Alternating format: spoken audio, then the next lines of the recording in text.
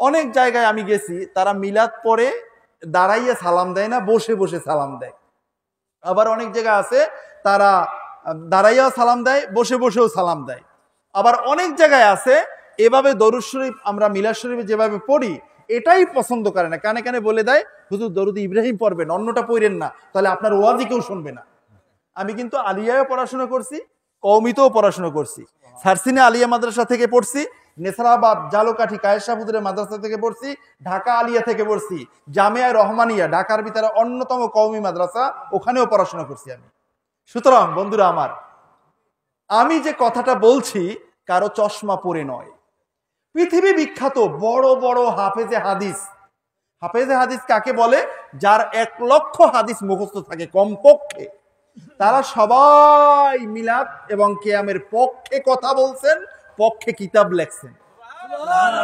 শুধুমাত্র একজন ইমাম, ইমাম ফাকেহানি, উনি বলছেন যে মিলাদ এটা আল্লাহর রাসূলের মিলাদ ঠিক আছে, কিন্তু কিয়াম করাটা এটা বেশি ভালো কাজ আমার কাছে মনে হয় না।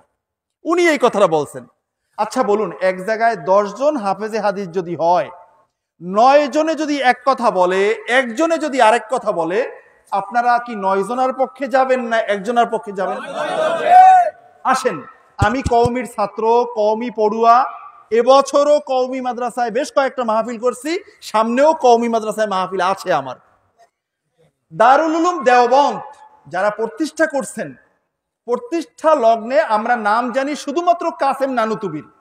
কাসেম নানুতুবি ছাড়াও আরো 5 জন আছে, মোট 6 জনে মিলে এই দারুল উলুম দেওবন্দ মাদ্রাসা প্রতিষ্ঠা করছেন। এর মাঝে একজন আছেন খলিল আহমদ সাহারানপুরি। খলিল আহমদ সাহারানপুরি কে? ওনার একটা পরিচয় আছে। সিহাসিত্তার মাঝে অন্যতম কিতাব আবু দাউদ শরীফ। আবু দাউদ শরীফের যতগুলো ব্যাখ্যা গ্রন্থ আছে, সবচেয়ে শ্রেষ্ঠ ব্যাখ্যা গ্রন্থ হলো বাজলুল মাজহুদ ফি আউনিল মাবুদ। এই কিতাবটা লেখছেন এই শায়েখ খলিল আহমদ সাহারানপুরি। উনি একটা কিতাব লেখছেন, ওই কিতাবের নাম হলো আল মুহান্নাদ আলাল মুফান্নাদ। এই কিতাবটা লেখছেনই উনি মিলাদ কিয়ামের পক্ষে, বলুন না সুবহানাল্লাহ। উনি দারুল উলুম দেওবন্দের প্রতিষ্ঠাতা। উনি বলছেন এটা নিয়ে ঝগড়া করার কোনো সুযোগ নাই। এমনকি আমাদের বাংলাদেশে এখন যে প্রেক্ষাপটটা চলে, গোটা বিশ্বের মাঝে যে প্রেক্ষাপটটা চলে, নাস্তিক, বেঈমান, ব্লগার, ইসকন, মোশরেক এরা আইসা মুসলমানদের দাড়ি, টুপি, জুব্বা, নামাজ, রোজা সব লয়ে টান লাগাইছে। আল্লাহ রসুল বলছেন মাশরিক থেকে মাগরিব পর্যন্ত 1 ইঞ্চি জায়গা থাকবে না যেই জায়গায় কালিমার পতাকা উড়বে না। ইনশাআল্লাহ আমরা দেখতে চাই কি চাই না? সেই সময় আসতেছে।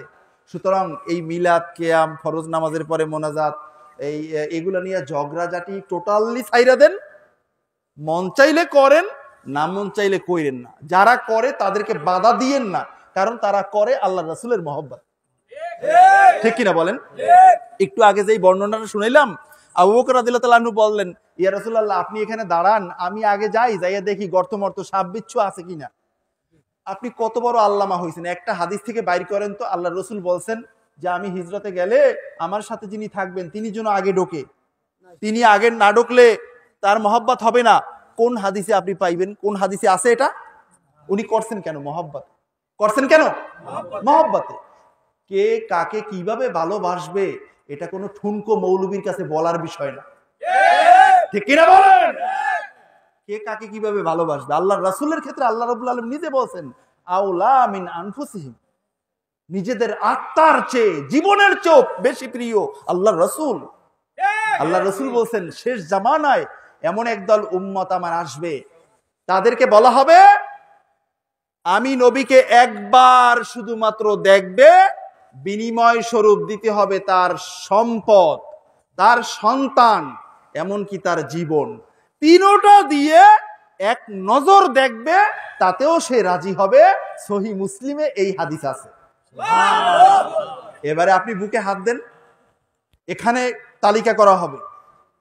আল্লাহর রাসূলকে একবার দেখবেন, আপনি বাসায় যাইতে পারবেন না, আপনার সম্পদ সব বাপ, আপনার জায়গা জমি বাড়ি ঘর সব মানুষেরা নিয়ে যাইবে, আপনি পাবেন না, এক চুলও পাবেন না।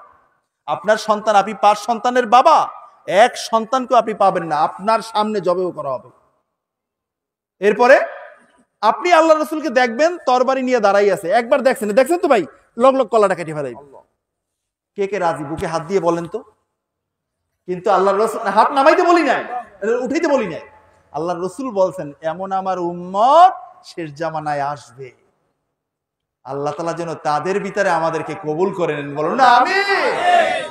এমন যারা হবে তারাই তো ইমাম মাহদী আলাইহিস সালামের পক্ষে থাকবে, তাদেরই ফুতে আগুন জ্বলবে, তাদের এই আঙ্গুলের ইশারায় ওই কাফেরদের কল্লা পড়ে যাবে।